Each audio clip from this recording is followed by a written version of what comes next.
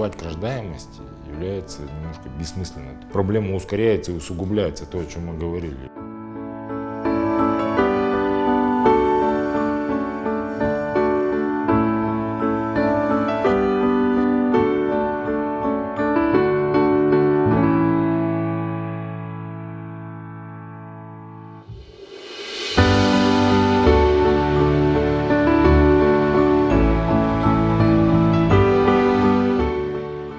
Когда мы говорим о том, какой должна быть в идеальном виде семья, то это тоже уже какие-то, больше декларации, нежели практика.